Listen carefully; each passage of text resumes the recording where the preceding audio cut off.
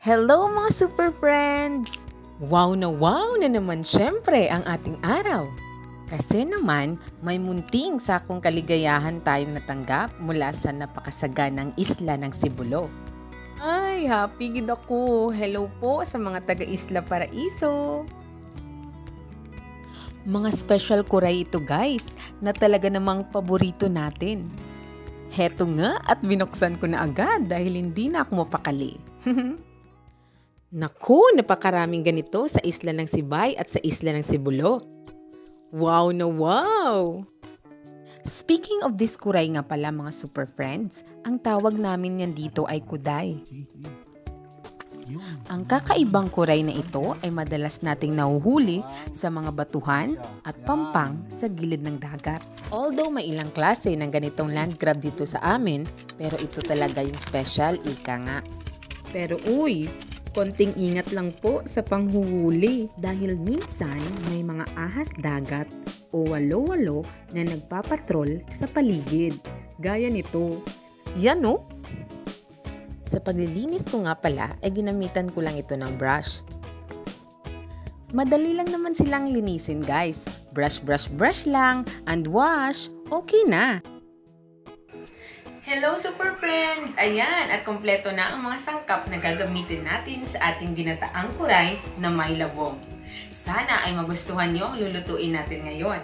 Ayan, so bago natin simulan ng ating pagluluto ay sa shoutout ko muna ang aking mga estudyante na napaka-supportive na nagdadala sa atin ng ating mga kuray. Shoutout nga pala kay January at kay Edlin. Thank you guys sa ulitin.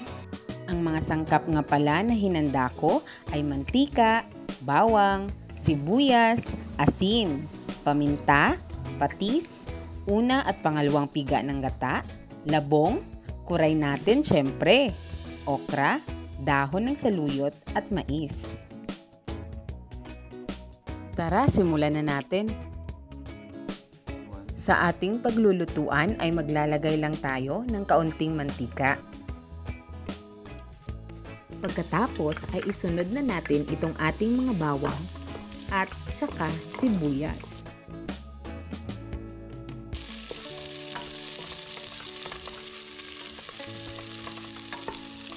At syempre, ilagay na rin natin at igisa itong ating mga kuray.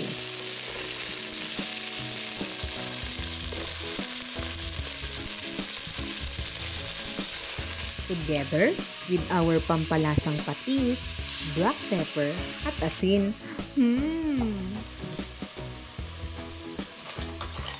Amoy pa lang talaga guys ay mukhang sarap na ang inyong super isla cocinera.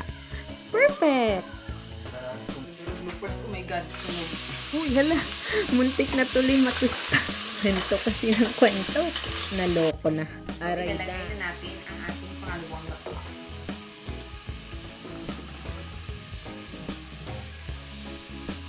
Siya nga ang pangalawang gato.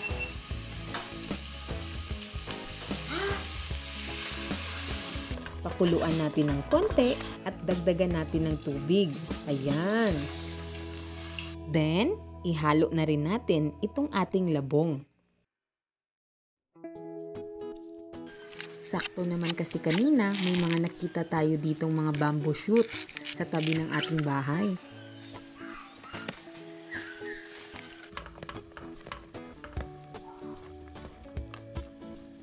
Ayan nga at nilagay ko na rin ang ating okra para mas masustansya pa ang ating ulam. Siyempre, fresh din ito mula sa ating garden. Eh siya, basta masipag nga tayong magtanim ng gulay sa hardin, ay tunay nga mayroon tayong aanihin. O diba? By the way guys, wala nga pala tayong available na mais ngayon. Kaya bumili na lang ako nitong cream style corn. Kaya no worries naman. At ilalagay na rin itong unang piga ng ating gata ng niyog. Konting hintay muna. Wait lovingly, mga super friends. And finally, itong mga berdeng dahon ng ating saluyot mula din sa ating garden. Tong tong tong pakitong kitong may day halin sa baybay, ginggataan ni Mami Kay. Sus, pagkasabor gid ta na. Yes! Luto na ang ating ulam. May masisirang diet na naman. So ano na? Nakapagsaing na ba ang lahat? Make sure na ready na yung sinaing natin dyan ha. At syempre, make sure din na nakafollow na rin kayo sa FB at YouTube channel natin. Okay? Salamat mga super friends!